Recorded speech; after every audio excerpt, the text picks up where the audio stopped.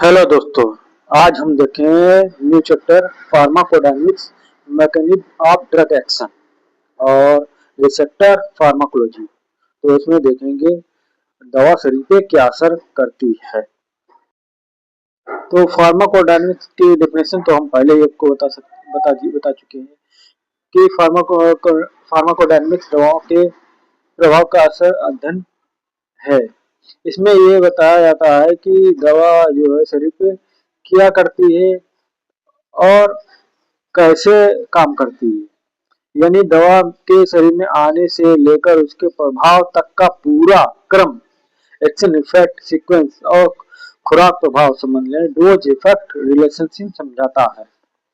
एक दवा के प्रभाव को दूसरी दवा से बदलना भी इसी में आता है, यानी कि मॉडिफाइड भी इसी में होता है। दवाओं के कार्य करने के मूल सिद्धांत यानी कि प्रिंसिपल ऑफ ड्रग एक्शन। तो दवाएं जीन आधारित दवाओं को छोड़कर शरीर में कोई नया काम नहीं शुरू करती। वे सिर्फ चल रही गतिविधि की रफ्तार को बढ़ाती है या घटाती है। यह छोटा सा बदलाव भी बहुत बड़ा फायदा या नुकसान कर सकता है। दवाओं के कार्य करने के मुख्य प्रकार हैं उत्तेजना यानी कि स्टिमुलेशन, विशेष कोशिकाओं की गतिविधि को चुनिंदा रूप से बढ़ा देना। फॉर एग्जाम्पल देख सकते हैं एड्रेनलिन दिल की धड़कन को बढ़ाता है। पिलोकार्पिन लार ग्रंथियों को उत्तेजित करता है। लेकिन बहुत ज्यादा उत्तेजना के बाद अक्सर अवसाद या डिप्रेशन हो जाता है। जैसे पिक्रोटॉक्सिन सीएनएस जो स्टिमुलेंट हो की ज्यादा मात्रा से पहले दौरे पड़ते हैं, फिर कोमा और सांस रुक सकती है। सेकंड, डिप्रेशन या अवसाद।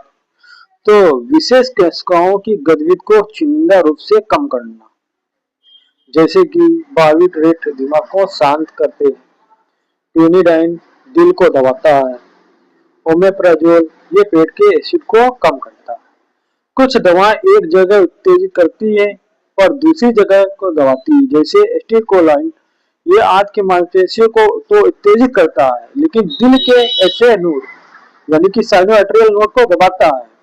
इसलिए ज्यादातर दवाओं को सिर्फ उत्तेजक या दबाने वाली नहीं कहा जा सकता।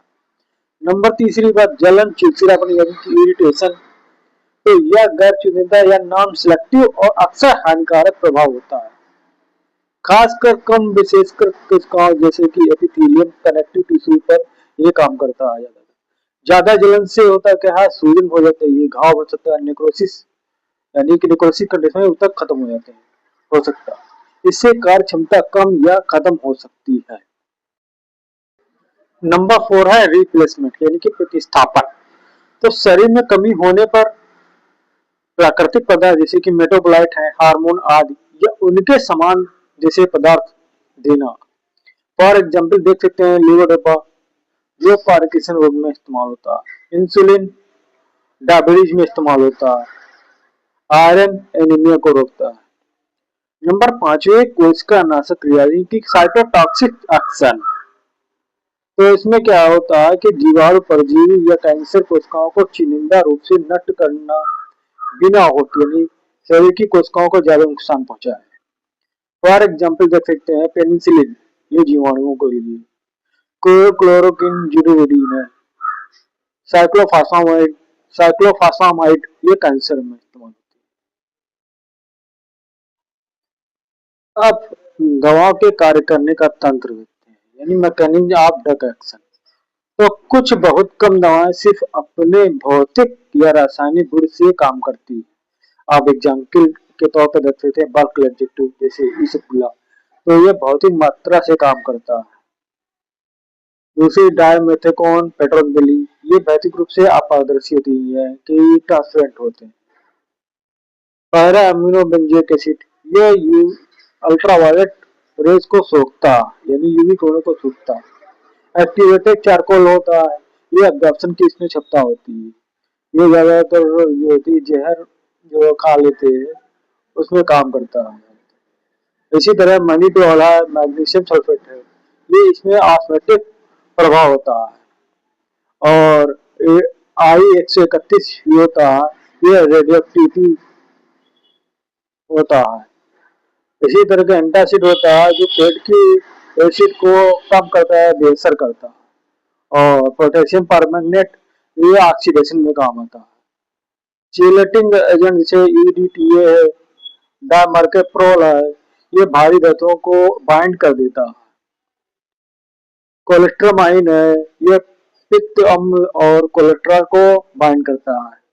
निजना है, ये साइक्लोफॉस्फामाइड के जहरीले मेटाबोलाइट को हटाता है।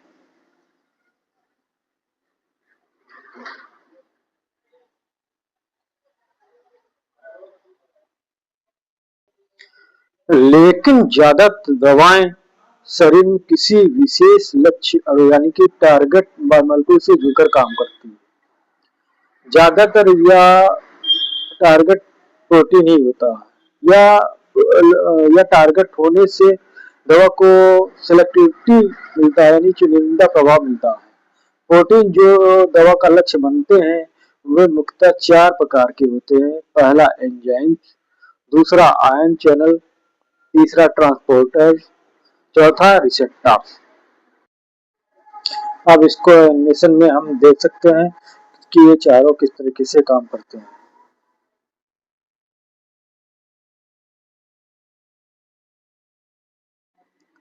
कुछ अन्य मेडिसिन अन्य प्रोटीन पर भी काम करती है, जैसे कोल्चिसिन, विनका अल्कलॉइड, टैक्सेन, ये ट्यूबुलिन यानी संरचना प्रोटीन पर काम करती है।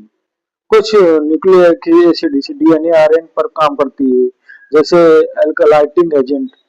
तो आप इसको संक्षेप में समझ सकते हैं पूरी बात को कि फार्माकोडायनेमिक्स बताता है कि दवा कैसे और कितनी मात्रा में अपना असर दिखाती है। ज्यादातर दवाएं रिसेप्टर, एंजाइम, आयन चैनल या ट्रांसपोर्टर से जुड़कर काम करती है, जिससे उनका प्रभाव चुनिंदा और नियंत्रित होता है।